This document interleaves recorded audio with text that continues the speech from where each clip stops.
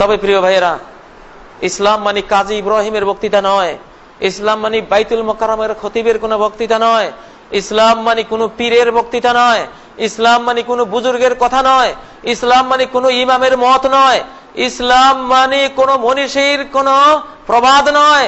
ইসলাম মানে ক্বাল আল্লাহু ক্বাল রাসূলুহু, আল্লাহ বলেছেন, রাসূল বলেছেন, এই দুটি কথার নাম ইসলাম। এটাই ইসলাম। কাজী ইব্রাহিমের কথা কোনো দলিল নয় যতক্ষণ সে কোরআন থেকে কোটেশন না দেবে, হাদিস থেকে দলিল না দেবে যে এটার এই দলিল আছে। এখানে 1 শতক জমিন কিনতে আপনারা 25 থেকে 50 বছরের দলিল ঘাটাঘাটি করেন। 1 শতক জমিনের মূল্য না হয় 10 লক্ষ টাকাই হবে, না হয় 20 লক্ষ টাকাই হবে। 10-20 লক্ষ টাকার একখানি জমিন নিতে 25 থেকে 50 বছরের দলিল খোঁজেন। এর কবলা আছে কিনা দেখতে হবে, পাতায় পাতায় উল্টিয়ে উল্টিয়ে, আবার পড়েও দেখতে হবে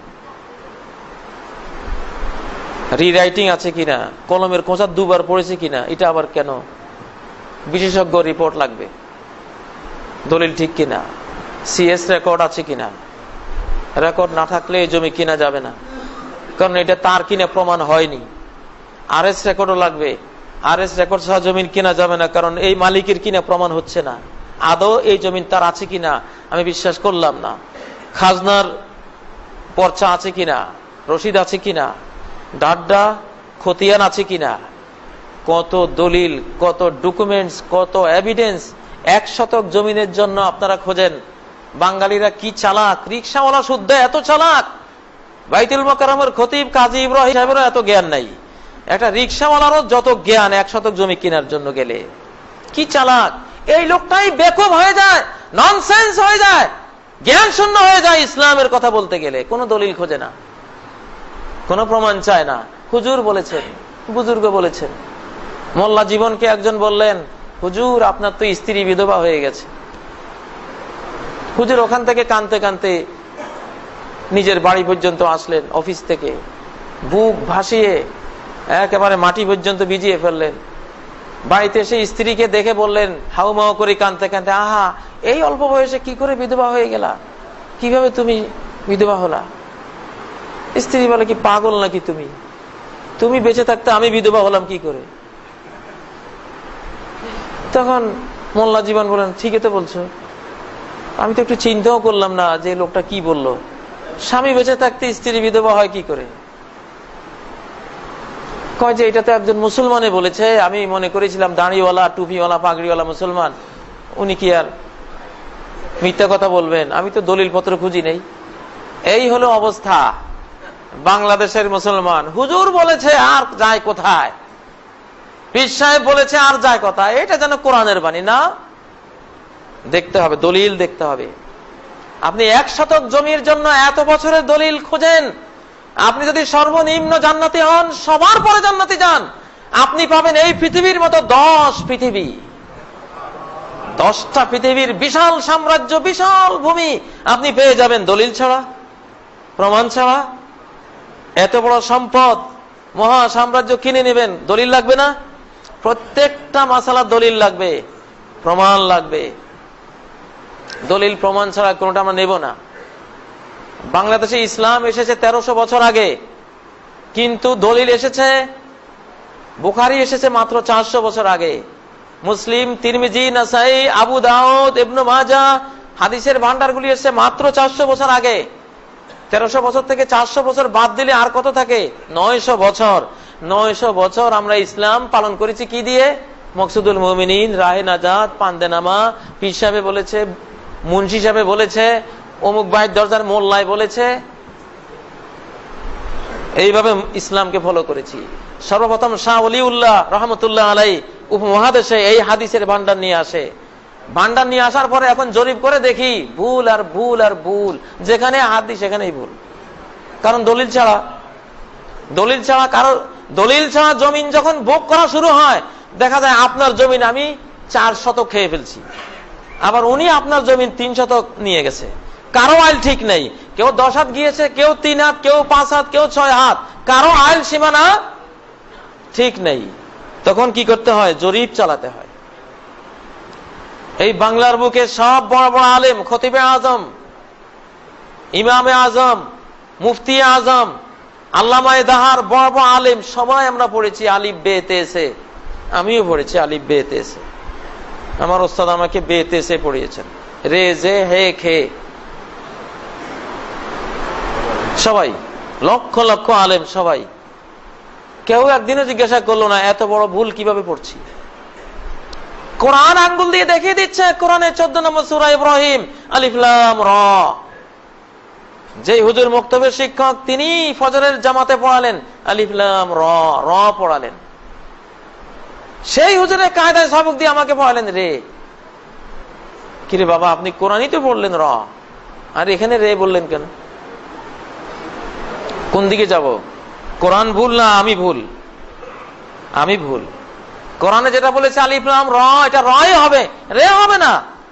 কোরআন বলেছে হামিম, হামিম। ইমাম সাহেব মসজিদে পড়িয়েছেন হামিম, হা, কিন্তু মক্তবে শিশুদেরকে, আমাদেরকে সবাইকে পড়িয়েছেন হে। তাহলে ভুল আছে কিনা আমাদের? অবশ্যই আছে। এখন কি কেউ হে পড়ে? কেউ কি রে পড়ে? কেউ খে পড়ে? কেউ পড়ে না। ভুল ধরা পড়েছে, সংশোধন করে নিয়েছে, আলহামদুলিল্লাহ। এইভাবে ভুল ধরা পড়বে, সংশোধন করে নিতে হবে। জাতীয় ডাক্তার, ডাক্তার নুরুল ইসলাম সাহেব, জাতীয় ডাক্তার হয়ে 1700 আইটেমের ঔষধ পরীক্ষা করে বলেছেন এগুলি বাতিল, এগুলি বিষ, এগুলি খাওয়া যাবে না। 1700 আইটেমের ঔষধ বাতিল করে দিয়েছেন। ঠিক আমাদের ধর্মকর্মে এত কুসংস্কার ঢুকে পড়ে আছে, শত শত আইটেম বাতিল করে দিলে আমাদের ইসলামিক স্বাস্থ্যটা সুন্দর হবে, ধর্মটা নির্ভেজাল হবে।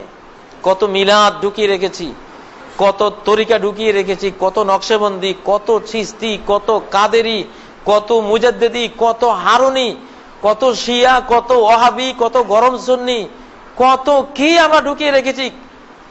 আজীব তামাশা, ভেজাল আর ভেজাল আর ভেজাল।